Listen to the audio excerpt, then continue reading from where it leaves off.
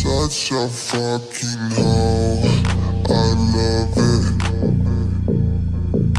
I know you. ভাইয়া, ওই ভাইয়া কই তুই? জানোস না? বাড়ি আসতে কয়দিন লাগবে? 4 দিন 5 দিন তো লাগবেই, কাজের চাপ বেশি। বল কি জন্য এসএমএস দিছিস? সমস্যা কি? মন খারাপ কেন ছোট রানী? আমার বকা দিছে? আচ্ছা আমার ফোন দিয়ে আমি বলতেছি।